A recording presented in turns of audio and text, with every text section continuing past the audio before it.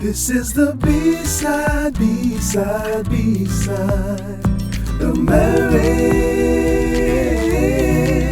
This is the B-side, B-side, B-side, the marriage.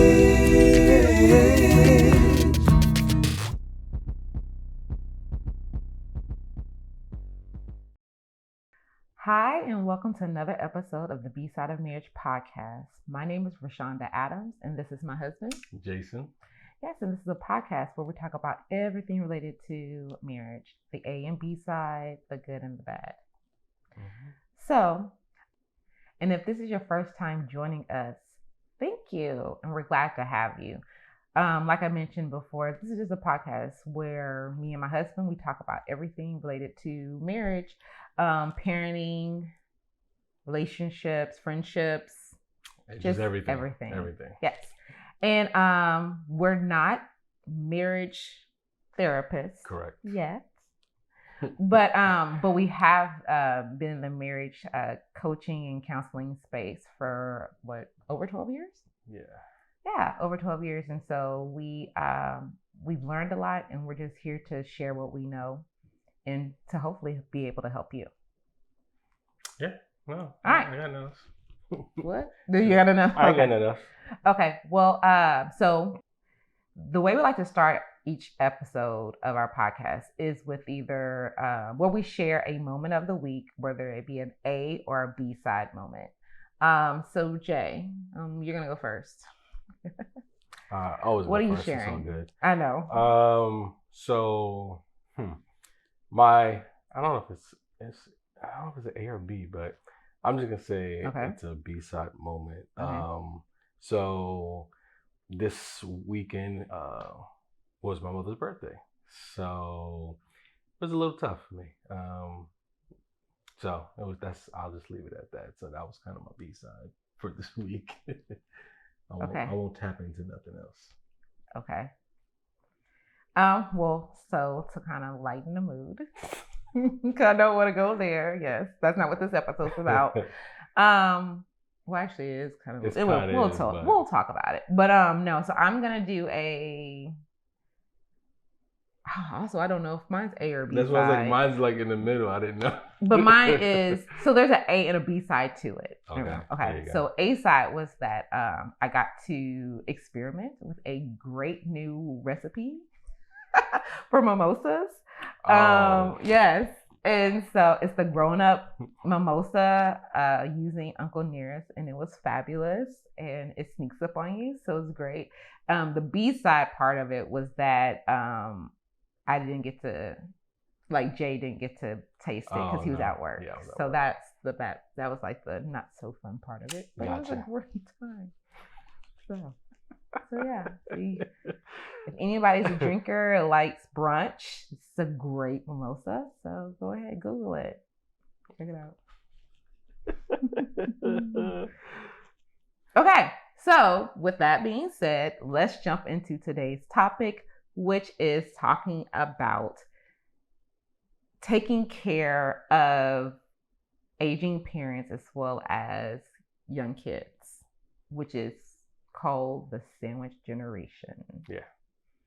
And how do we feel being a part of it? Okay.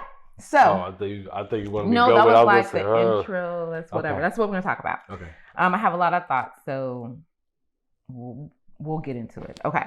So for those who don't know what the sandwich generation is, it's where middle-aged adults are responsible for taking care of their elderly parents and kids. And their kids can be young, like not of age, or can be a student in college where they're still providing support. And this is financial support as well as, any physical or whatever, emotional support.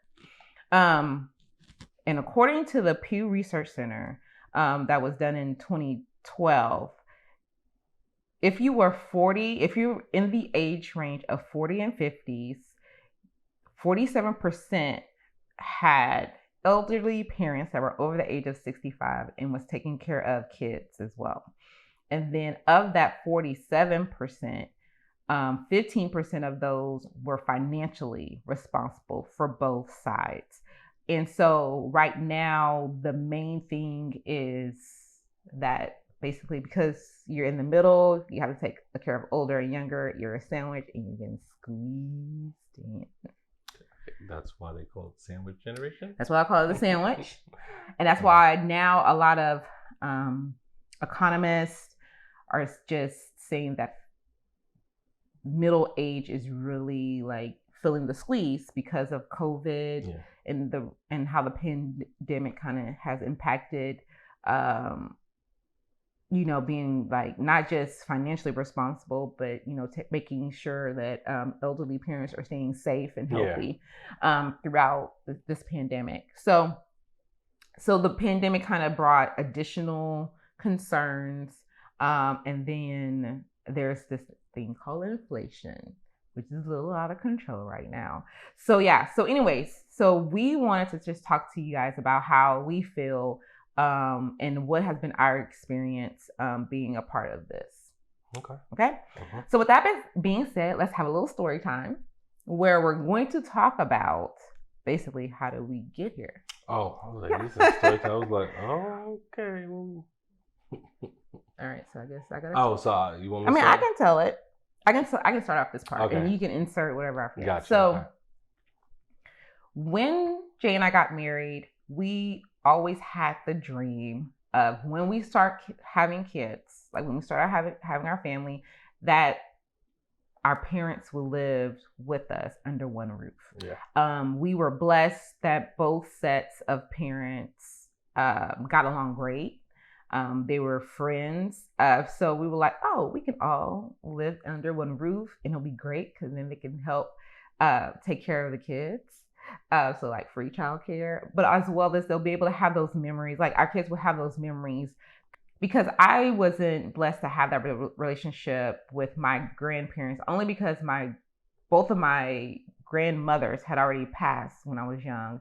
And so my grandfathers, I did have relationships with them, but it wasn't close like that because both my mom and my dad have large families.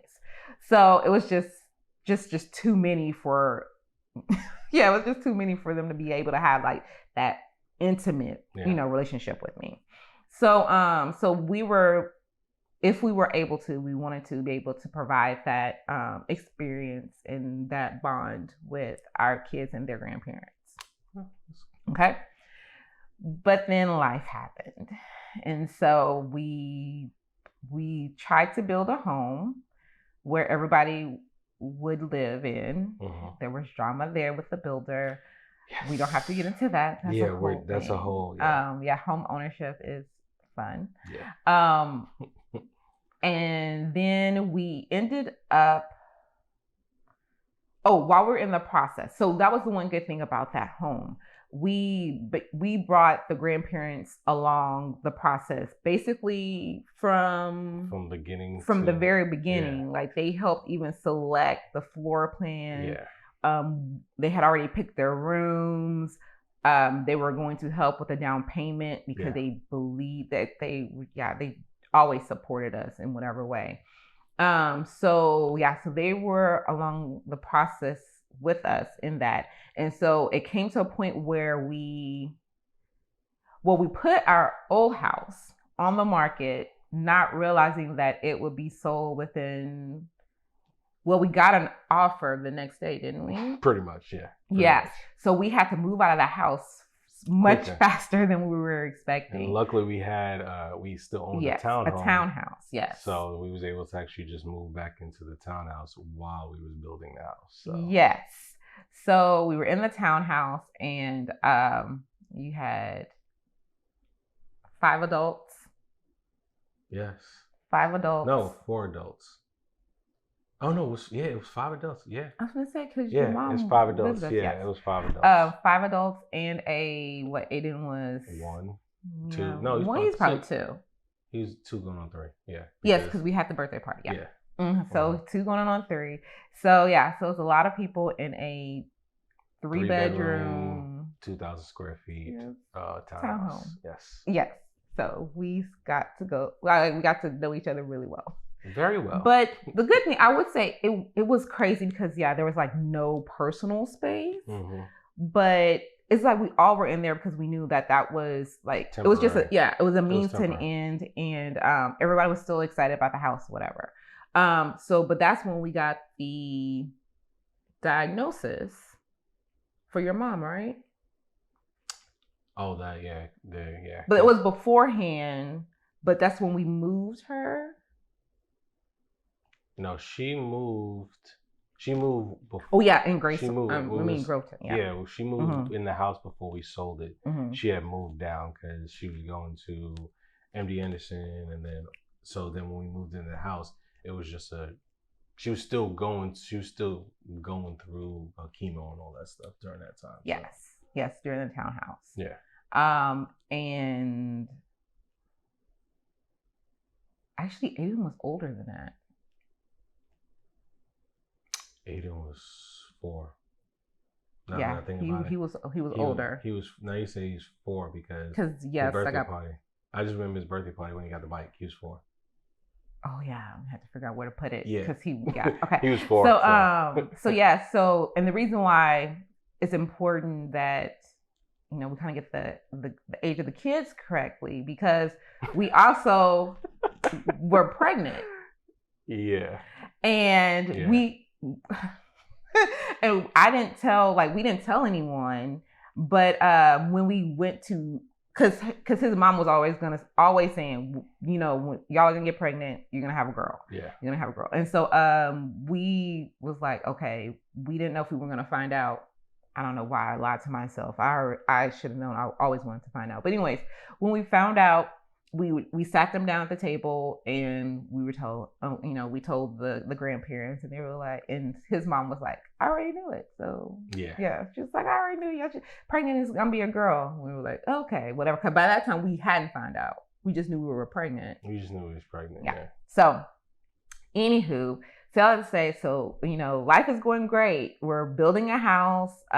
We are expecting our second child, and then just something just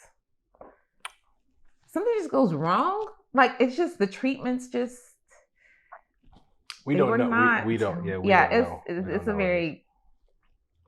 It's touchy subject. So it was touchy, and I'll just say like this: like, my mom knew something because she didn't.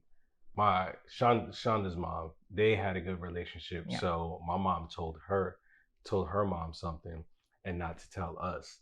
So we didn't, like I said, we didn't know anything that was getting worse. We didn't know any of that. Yeah, because we also were not going to every doctor's appointment because we were building a house. And we were like working, exactly. So if we were able to get any additional hours or any whatever, we were doing it because we still had to, pay the down payment and everything to get in the house. Yeah. So long story short, my Adams, she died. Mm-hmm. My Adams died, and was it after? And it was after that we decided that we had to walk away from building that house. Yeah. And we kept getting. It was just major drama with the builder, and we were grieving, and we just did not want. It didn't even feel right. Yeah, it didn't feel right for us to go into that house because we had built it for everybody to be on that roof. Yeah. So we ended up moving into another house. And in that house, my dad died. Well, he didn't die actually inside the house. But first, okay. Ivy was born. Our daughter was born. Yes. And she was a girl. Yes. Again, my mom already called it. And then that's where, Then my dad got the diagnosis. Yeah. So we had already known that he had prostate cancer, but caught it early, and that was managing. His levels were great. But then he got a cough, and he just couldn't really get rid of it. Yeah. And that's a whole nother issue as well. Yeah. And ended up, he was eventually, because we were persistent that something's not right. He eventually was diagnosed with lung cancer. And so the home that we were in, it was an inventory home because, like I said, we were building a house and we knew we didn't want to do that again. Correct. And so, but we knew we had to get out of the townhouse because I was expecting, and there's just no way we could have another child in there. And then we just needed to. Aiden was about to start school. Like he was getting of age where he was about to start kindergarten. So we wanted him to be in a good school district. Yep. So just those are all the reasons that we had to go ahead and move. And so even in making that decision, we knew we were not wanting to do private school because we didn't want to have to pay. If we can find a good school district, a house in a good school district, we'll just send him to public school. Yeah. So we found an inventory home where everyone would have their own space. Yep. But the only bedroom that would be downstairs was the master. Correct. All the other bedrooms were upstairs. So at that time, we weren't really thinking about it because it checked so many other boxes that we were like, this is a good home. Yeah. It was in a great neighborhood. It turned out to be a lot of boys around the same age as Aiden. Yeah. So they all went to school together. So they were all come home, they'll play together. So it was really a great decision at that time. It was the best decision at that time. Yeah. So then when my dad died, it was a little weird still being in a house, but we were like, we just have to make the best of the situation. Yeah. And then we got pregnant again. Yep. So my advice is always be careful how you grieve because you just never know what will happen. And we laugh about it now, but it was really funny at the time because it's like every time we've had like a close death, we were blessed with the child. Yes. So my Adams died. We were blessed with Ivy. And then my dad died. And then we were blessed with Micah. Yeah. So it all worked out in the end, I guess, you know. So, so now that we had Micah, financially, this boy turned our whole world upside down. Yes. Because literally there are 15 months between Ivy and Micah. Yeah. And we were like, oh God. So and I will say, actually, because this is relevant to the conversation too, when your mom passed, she had a small retirement. Yeah. And she had a life insurance policy. Yeah. But she had just switched. So yeah, so that didn't. So yeah, so we got whatever we paid into, whatever she paid into, they give us that back. But yeah, so we had to basically finance her burial and all that. We had to pay up front. Oh yeah, we did have to pay. We paid up front, and then once all the paperwork and stuff was settled, we did get the retirement money. Yeah. So we did. And then when my dad died, he was a veteran, he basically had a policy where he can cover his burial, whatever. But it wasn't like he didn't leave an inheritance. Yeah. And the same for your mom, it wasn't like an inheritance. Yeah. Yeah. So, okay. So now we have Micah, and so now, we're living in the house, and like I said, all the bedrooms are upstairs, and my mom, she's still living with us. Yeah. During all of this. So it's like, okay, but we can't stay in this house forever. That's when we realized, because like she was coming down the stairs one time, and she was like, I remember her saying for the kids to go ahead, because she's like, Grand's gonna take some time. Yeah. And I'm like, okay. And so then I'm asking her, I'm like, is something wrong? And she's like, no, I just got to, take time. My knees sometimes hurts. And it wasn't like, it wasn't like there was an issue. Correct. So I initiated. I was like, babe, we're gonna have to move. I didn't want to. And Jay did not want to. I didn't want to at all. It was mind you, it was an inventory home, so there were decisions made that I wouldn't have made, but that's fair. So these were our choices. We either had to do a remodel so that we can put a bedroom downstairs, so that my mom wouldn't have to keep going up and down the stairs, or move. Yeah.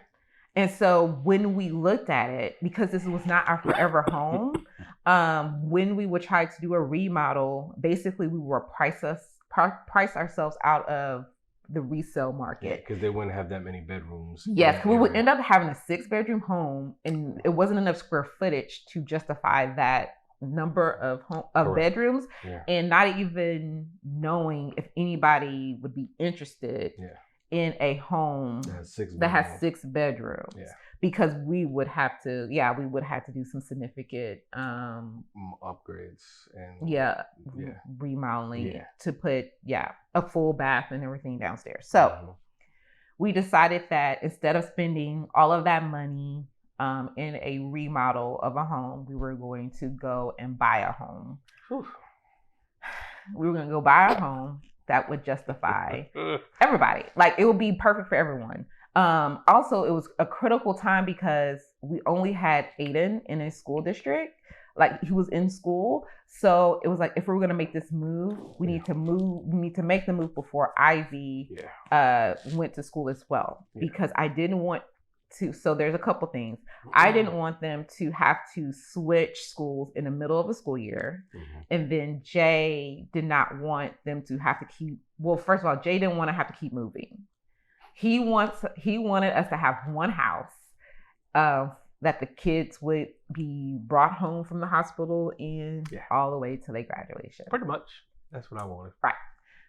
That was never my story. I never wanted that, but I get why he wanted it that way. And so I was like, well, we need to make sure that this next move is going to be like the move where we won't move again. Like, we won't move the whole household again until they graduate. Correct. Because the house we're in is not my forever home. It's a great home, but it's not my forever home.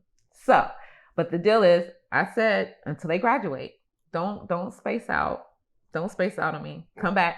I heard what you said. Come back. Okay. So we realized that we were going to have to move. And it was really a crazy time because we had just let me back up a little bit.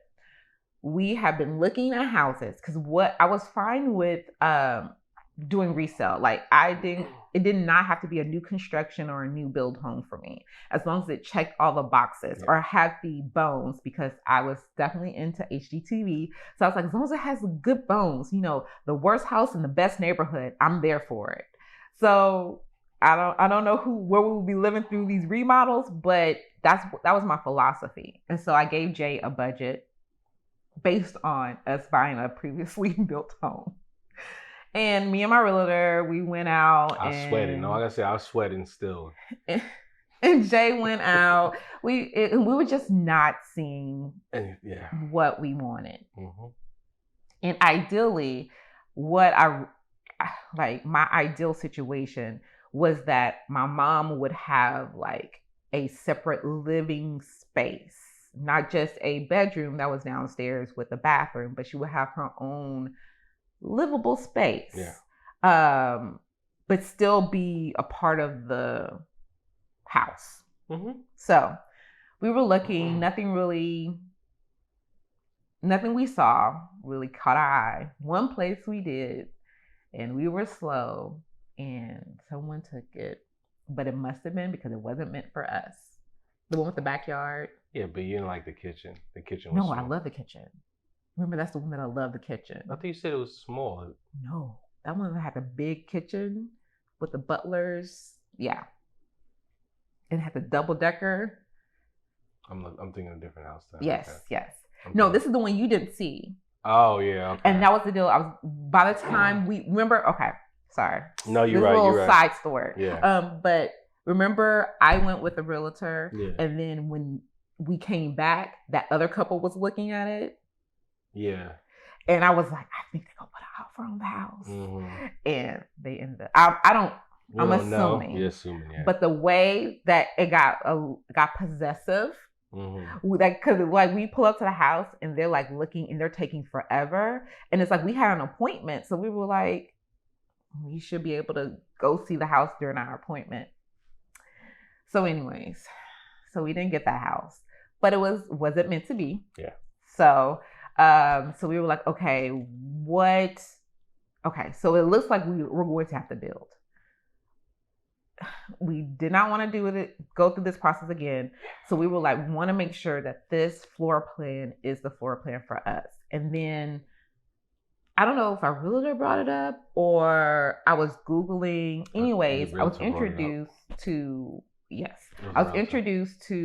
Next Gen Suites, which basically gives exactly. It's a concept. Yes, it's a concept that was ideal for our situation. Yeah. It gives my mom her own private space, but it's still within the larger home. Yeah.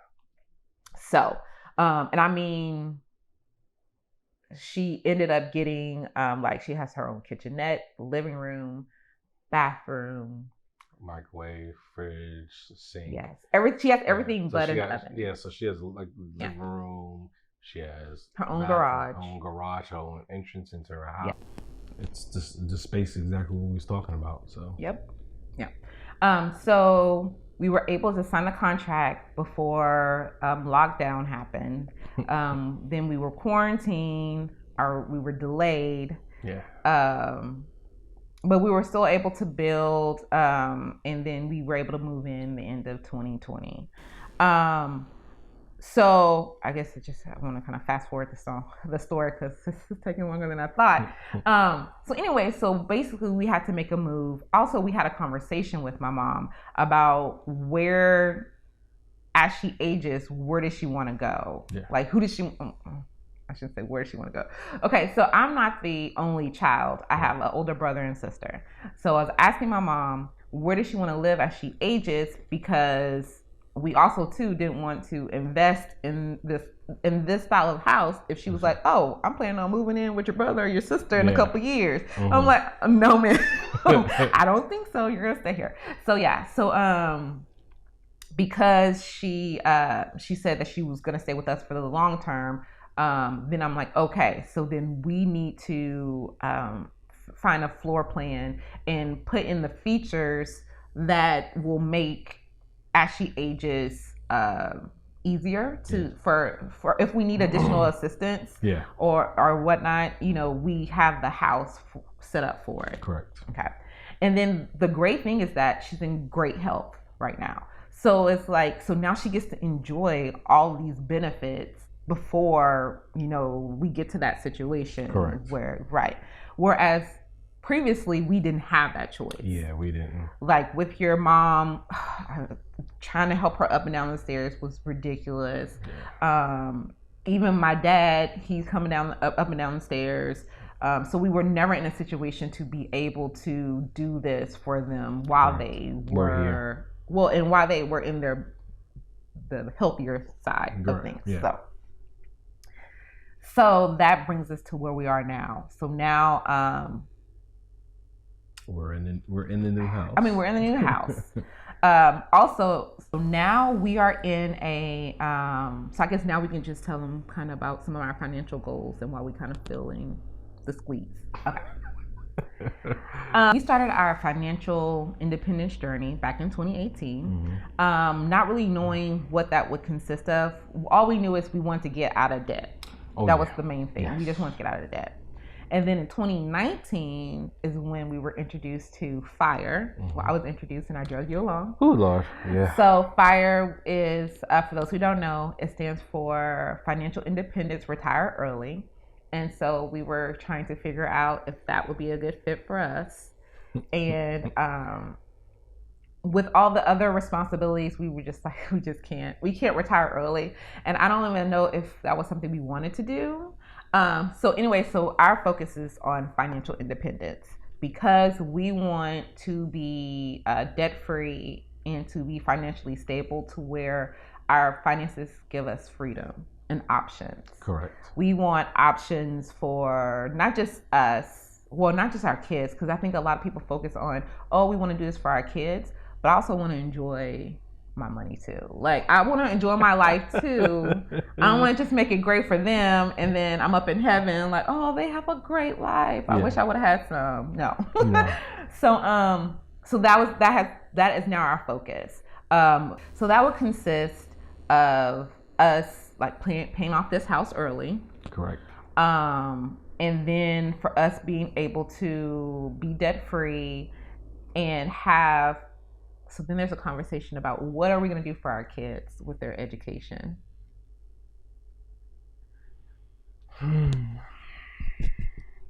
So I'm not asking you to put a dollar amount out now. Oh no, I know, but this listen, is again, y'all. Every time we talk about money, this happens. Y'all should have seen the sweat when we closed on our house. Oh my goodness, he was red, he was sweating, and they were like, "Are you doing this under distress?" Listen, that was crazy. I'm frugal when it comes to some stuff. With a lot of stuff, I'm frugal.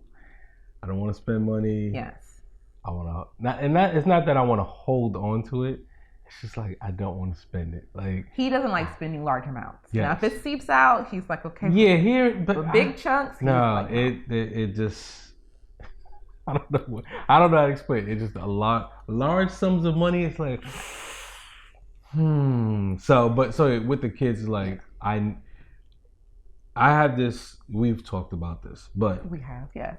The kid, like, part of me, I want our kids to already get into the entrepreneurial role before they go to college, because I wish I had the opportunity to be an entrepreneur before I went to college. Not to say that I'm not glad I got a degree, but the different things that I could have done, because I'm good. Like I said, I'm good with my hands. I like that. I couldn't take those courses because in my school I was considered too smart, so I couldn't take those courses to be able to, like, because we had them where you can go while you're in school, you can take these courses, but because I was too smart, I wasn't allowed to. So, and then it was because my parents didn't go to college. That was something that was kind of pushed on me. It's like they wanted me to go to college, and I'm just like, again, I wanted to. I'm not saying I didn't. I wanted to, but I want my kids to have that option where we don't have to, because inflation and colleges keep going up and up and up. Yeah. I don't want our kids to have to go through paying off student loans like I'm still paying right now, and I've been out of school since 2003. And I'm still paying on it. That's a whole other. So, but I'm just saying. But that's. I don't want them to have that. Exactly. So, when we talk about this all the time, it's like I don't want to put no money in a 529 because I don't like in my heart. I don't want them to. I don't have to pay for them to go to college. Okay. So, but let's do a little conversation that we're still having, because I agree. No, I mean we do agree that we don't want to force our children to have to go to college, because trades, the pandemic definitely showed trades are still a great option. Still rocking. And who's to say that they can't even be an owner of their own trade business? Exactly. Like, so we, like Jay said, we just want them to have options. Yeah. And so there is no guarantee, like we don't want to force that you have to go to college, you have to even go to this college. Because before I was like, if I gotta pay, they're only going to Texas A&M, but that has changed because A&M is still expensive, even for your alma mater. Yeah. So but I do think we need to have something there because the rules of 529 also have changed. Yeah, that's and it's more flexible. Yes. So I think we should set aside some amount. We just got to figure out what that amount is. Correct. No, I agree. And also too, I know growing up, like you said, it was like you have to do better than me. Mm-hmm. So I'm going to, like, our parents were going to help us get into college because we are their retirement plans. Especially for my mom, we are that's the squeeze. Like we are her retirement. We're her retirement plan as well as our own. Yeah. And then we got to take care of the kids and make sure that they're set up for success. So when you start putting all these goals and obligations, I should say requirements, obligations out there, that stuff starts to add up. Yes, it does. And then so we talked about paying. Sorry, y'all, I'm looking at my notes. Paying off the house early. Yes. So I guess right now it's not that we're saying we're abandoning our like financial independence journey. What we've done is a few things. We've invested in ourselves by starting the Bsideofmarriage, marriage coaching, as well as I'm going back to school. Yes. So I don't think that we're abandoning it. It's going to be delayed because we had a date. And now we have a new date. And delay does not mean deny. Exactly. It does not mean deny. Exactly. So we just have a new date for that. And also, too, we've chosen to, another reason why we chose this house is because instead of paying for assisted living or senior living, we're actually putting that money back into our home by building the equity there. Correct. And we're actually getting a better return on our money in that regard. Correct. So I think we just, it's delayed, and we've also made some different choices. But these alterations. And these are the choices that work for us. Yeah. We know that a lot of people don't talk about being a part of the sandwich generation. So that's why I felt like I wanted to share like our story with you all. Another podcast to check out is Rich and Regular. They also talk about having to be financially supportive of their parents as well as they have a son. So check that out too, because it all we can give y'all is like our stories and what we've done that you might want to consider to work in your situation. And with that, I have a couple of tips that you might want to consider as well. So one is the 529, even though Jay is not a big fan of it. 529 plans, no, to be honest, 529 plans are very beneficial. Like I said, over the years, especially with the pandemic, they've got the rules of them have changed, and so it's more flexible. Just have to look into it. You have to look into it, and you have to look at it, look into the rules and the regulations for your state, because it also differs per state. Correct. For Texas, I would say it's fairly lucrative, and that's tax-free money. Yeah. No. Yeah. So. I agree. Even though but I'm saying we don't have to put a lot. But I feel like we should have plans for them. Okay. No, I get it. Okay. Also, another thing that we did do that I feel like it hasn't paid off for us yet, but it will be, is to get long-term care insurance for your aging parent. Yeah. The earlier they can get it, I think you can't apply for it until you're like 50 or 60. That might be wrong. No, I think it was like 60. It might have been 60. I don't know. But find out. Like I said, I'm definitely not an insurance agent, but get long-term care, because this helps offset insurance for like nursing home or in-home care. Like when this is like something that like this is not going to make you any money, but it will help offset in shelter your money, meaning like you won't have to spend as much as you would if you didn't have the insurance. So that's great for, like I said, nursing homes, in-home care.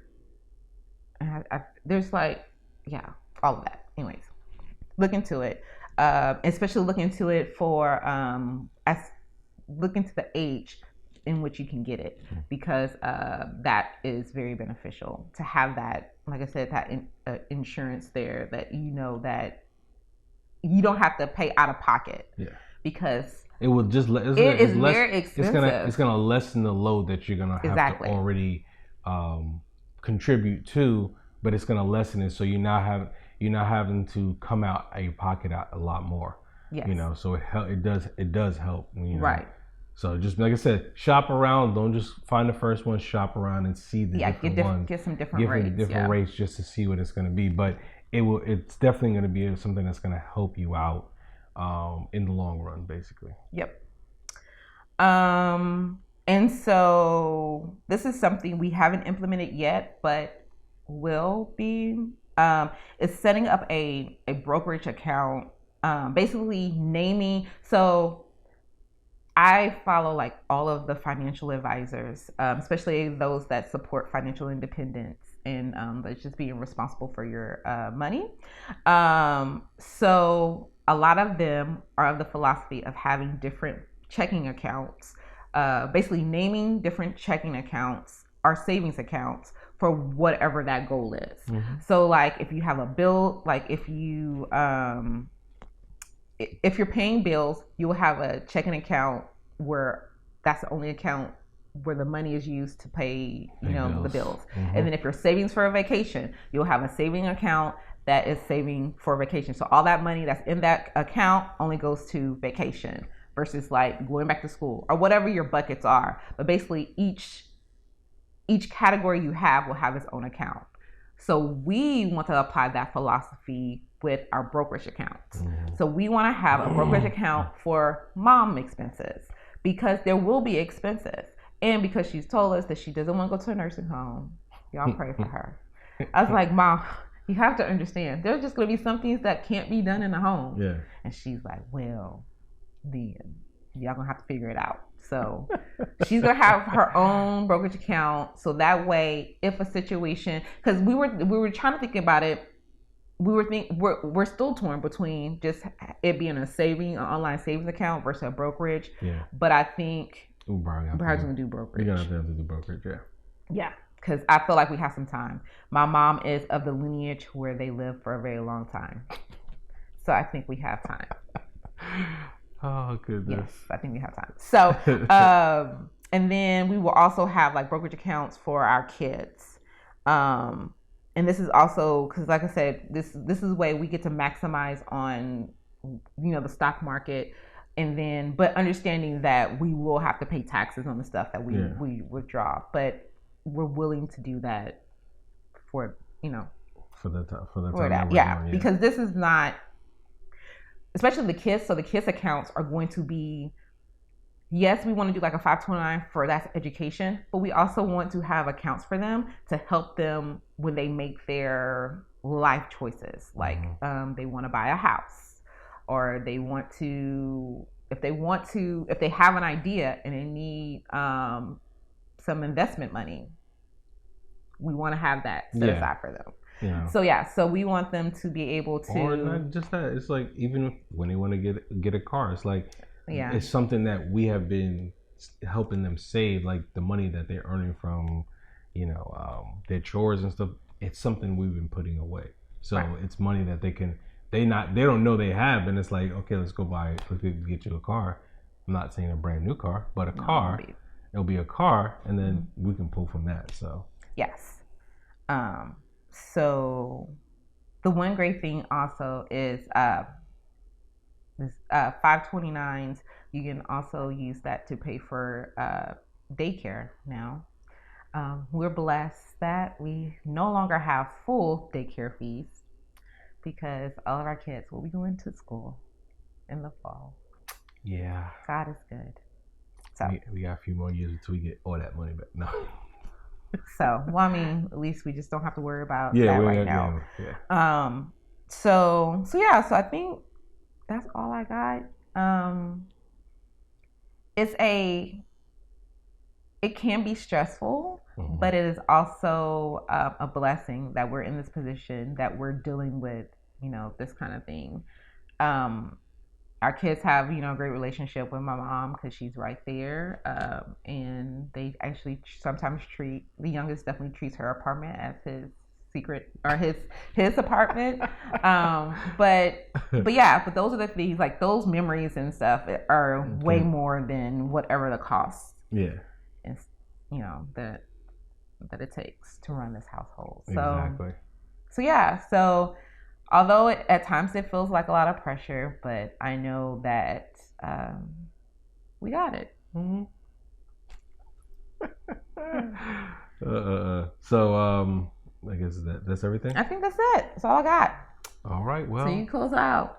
I've been doing a lot of talking. Yeah, she did a lot of talking. So follow us on Instagram, Bsideofmarriage, on Facebook, The Bsideofmarriage, and as well as you can listen to, if you're watching this, share it, comment, like it, subscribe.